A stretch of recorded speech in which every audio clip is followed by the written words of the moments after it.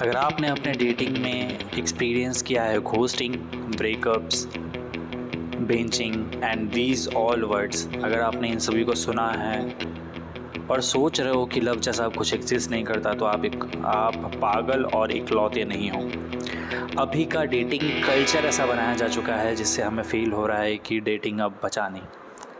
इस वीडियो में हम बात करेंगे कि कैसे अभी का जो डेटिंग कल्चर है उसको इंटेंशनली ऐसा डिज़ाइन किया जा रहा है ताकि ये आपको मिले नहीं, अब आप बस इसको चेज़ करते रहो।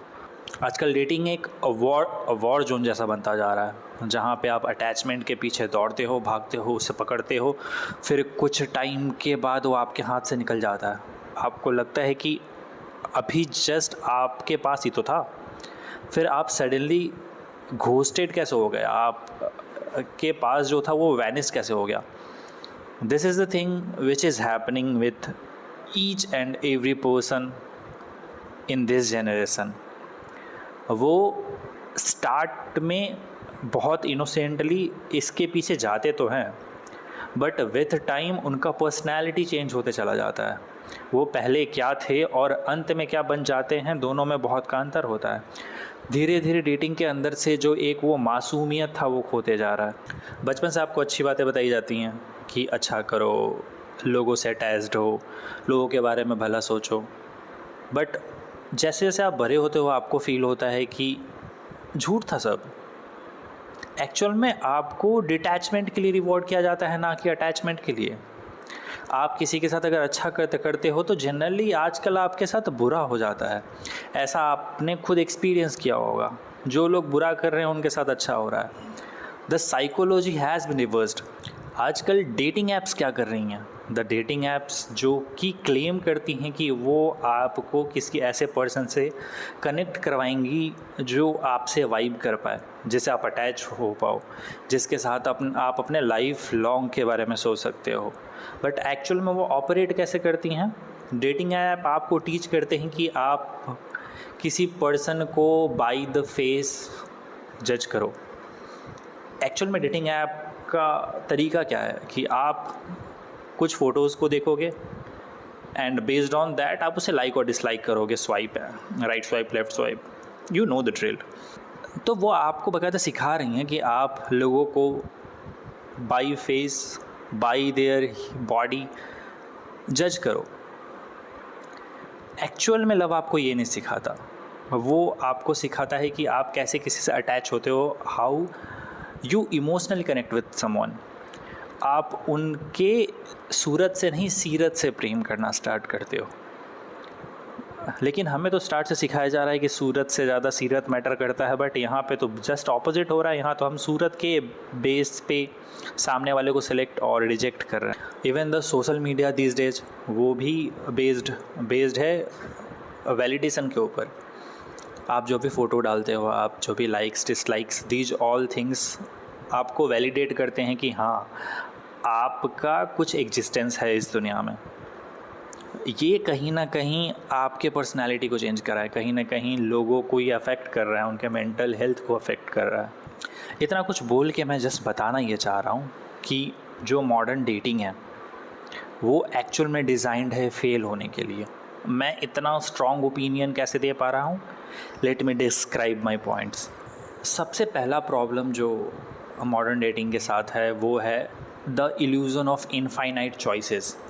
मीन्स कि आपको ऐसा लगता है कि आपके पास इतने ज़्यादा ऑप्शंस हैं कि आप उनमें से कोई भी एक सेलेक्ट नहीं कर रहा। ये साइकोलॉजी कहता है कि जब भी आपको बहुत ज़्यादा ऑप्शंस दिए जाएंगे तो आप जनरली ज़्यादा डिससेटिस्फाइड होगे चीज़ों से।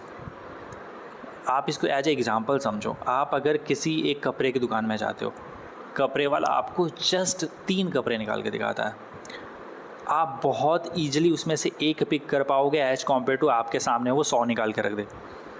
आपके लिए उस समय पिक करना ज़्यादा टफ हो जाएगा, चांसेस है कि आप ख़रीदो तक ना। यही एक रीज़न है कि जब भी आप किसी शॉपकीपर के पास जाते हो तो वो आपको स्टार्ट में बहुत कम ऑप्शन दिखाता है।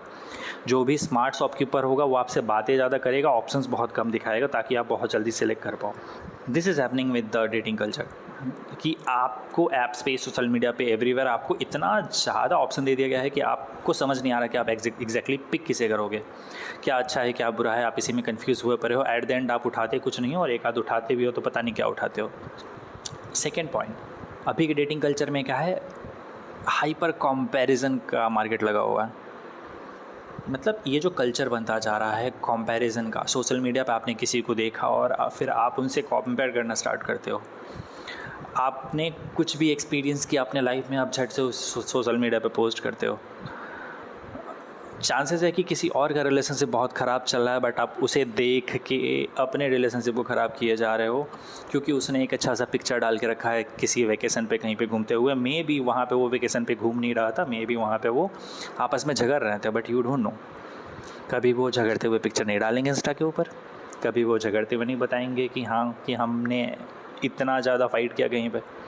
बट आप क्या इल्यूज़न करोगे अपने दिमाग में, एक फेक पर्सोना क्या क्रिएट करोगे कि वो लोग बहुत ज़्यादा एंजॉय कर रहे थे, बिकॉज़ भले आपका फेस लटका हुआ हो, कैमरा आते स्माइल ऑटोमेटिकली आ जाती है, भले वो स्माइल फेक क्यों ना हो। Third very important point is avoidance of vulnerability. मतलब हम जब पहले के वक्त में जब भी कोई इंसान किसी से अटैच्ड होता था तो वो वल्नरेबल हो पाता था, वो अपने कमियों को सामने दिखा पाता था कि उसके अंदर क्या कमियां हैं। तो इससे क्या होता है कि आप सामने वाले से ज़्यादा कनेक्ट हो पाते हो, सामने वाले को फील होता है कि हाँ कि आप उससे कनेक्ट हो, तभी आप अपने कमियों को दिखा रहे हो। जब आप किसी को अपना कमी दिखाते हो तो आपको फील होता है कि हाँ सामने वाला उतना ज़्यादा भरोसेमंद है, इसलिए आप खुद को शो कर पा रहे हो। बट थिंग्स चेंजेस जब आप ये करते नहीं हो। अब क्या हो गया है, अब सामने वाला खुद का वल्नरेबिलिटी दिखाना नहीं चाहता, अब कितनी कमियां दिखाना नहीं चाहता, वो खुद एक्सेप्ट नहीं करना चाहता कि उसके अंदर कोई कमी है। क्योंकि ये जो सोशल मीडिया का जो दौर चल रहा है उसमें कंपैरिजन इतना ज़्यादा होने लगा है ना कि कोई भी ये मानना नहीं चाहता कि उसके अंदर कोई कमी है। और एक बहुत ज़्यादा पॉपुलर थॉट है कि आप किसी चीज़ को तब तक नहीं सुधार सकते जब तक आप एक्सेप्ट ना करो कि आपके अंदर वो कमी है। तो ये ग्रोथ आएगा कैसे जब आप वो एक्सेप्ट ही नहीं कर पाओगे, ये चेंजेस आएंगे कैसे? डेटिंग के अंदर आप सामने वाले पे ट्रस्ट कैसे कर पाओगे जब तक आप उन्हें अपनी कमी दिखा नहीं पाते? और last and very final point, ये सुनने में बहुत मतलब पॉइंट छोटा सा है बट बहुत ज़्यादा इंपॉर्टेंट है। Dating apps and social media, इनका बिजनेस ही आप हो। मीन्स ये आप वो ये कभी नहीं चाहेंगे कि आप किसी के साथ बहुत ज़्यादा अटैच हो पाओ, ये चाहते हैं कि आप सिंगल लोनली रहो। ज़रा सोचो, अगर बम्बल, टिंडर, ये सब जो भी ऐप है, अगर ये एक हफ्ते के अंदर अगर पार्टनर मैच करवा दें तो क्या वो इंसान दोबारा इस ऐप पे आएगा? क्या वो पूरे ज़िंदगी में कभी इस ऐप पे आएगा? कभी नहीं। ये जो भी डेटिंग साइट्स हैं ये पैसे तभी बनाएंगे जब आप सिंगल रहोगे, तभी आप बार बार इनके पास आओगे, तभी आप बार बार इनका सब्सक्रिप्शन बाई करोगे। ये कभी नहीं चाहेंगे कि आप मैच हो जाओ। इनका टारगेट बस इतना होता है कि आप उस ऐप से हुक्ड रहो, आपको ये फील हो कि हाँ कि ये आप ही के लिए बनाया गया है और आप ही हो इसमें, आप ही के लिए ये काम कर रहे हैं, आपको जो चाहिए वो मिल जाएगा। इनका बस टारगेट ये है कि आप ये किसी तरह बस कैप्चर आउट करके रखें। सोशल मीडिया का भी सेम है। अगर आपको रियल लाइफ में अगर कोई ऐसा इंसान मिल जाए जिसके साथ आप ज़्यादा खुश हो, जिसके साथ आप समय ज़्यादा बिताना चाहते हो, तो क्या आप सोशल मीडिया पे टाइम बिताओगे? कभी नहीं। ये चाहते हैं कि आप लोनली रहो, तभी आप इनके ऐप्स को यूज़ करोगे। चलो वीडियो का एंड आने वाला है तो मैं इसको थोड़ा कंक्लूड करता हूँ। इट इज़ नॉट अबाउट कि आपको कितने गलत पार्टनर मिल रहे हैं, आपको कितने गलत लोग आपके लाइफ में टकरा रहे हैं, आपको लगेगा कि क्या हुआ, उनका लॉस है, वो लोग बुरे हैं, बट ये जो कल्चर है इससे आप खोते जा रहे हो। हर एक बुरे एक्सपीरियंस के बाद आप में कुछ बदलाव होता है जो कि अच्छा नहीं है। हाँ, सोसाइटी के हिसाब से वो अच्छा है बट आपके लिए वो अच्छा नहीं है। लाइक धीरे धीरे इंसान लव के ऊपर से ट्रस्ट करना भूल जाता है, वो लोगों के ऊपर भरोसा करना भूल जाता है, वो लोगों से डरने लगता है। इस कल्चर की बुरी बात यह है, एट द एंड उसे लगता है कि ऐसा कुछ एग्जिस्ट ही नहीं करता दुनिया में, शायद कोई अच्छा इंसान बचा ही नहीं है। ऐसा बहुतों के साथ है, मैंने कईयों के साथ ऐसा देखा है। इंसान फेक आउट करना स्टार्ट कर देता है, वो है कुछ दिखा कुछ और रहा, इंसान अंदर ही अंदर घुट रहा, अकेला पड़ा हुआ है, लेकिन लोगों के सामने दिखा रहा है कि वो बहुत खुश है, वो बहुत सारे रिलेशनशिप में है। ये दुनिया बहुत बड़ी हो चुकी है। नहीं, अच्छे लोग भी हैं यहाँ, बट इंसान खुद को फेक आउट करना स्टार्ट कर चुका है। वो होता कुछ और दिखाता कुछ और है। आप किसी को एक नज़र में बता नहीं सकते कि अब कैसा रहा। पहले ऐसा स्थिति नहीं था, इंसान अगर हंस रहा तो वो खुश है, इंसान अगर दुखी है तो वो दुखी है। बट अभी स्थिति बिल्कुल अलग है। कोई इंसान जो हंस रहा है वो अंदर से दुखी है, कोई इंसान जो सच में रो रहा है वो अंदर से खुश है। फर्स्ट ऑफ ऑल, क्या जो ये सिस्टम है ये डिज़ाइंड है फेल होने के लिए? यस, अभी का जो डेटिंग कल्चर वो एक्चुअल में डिज़ाइंड है फेल होने के लिए, ताकि ये आपको ट्रैप कर पाए।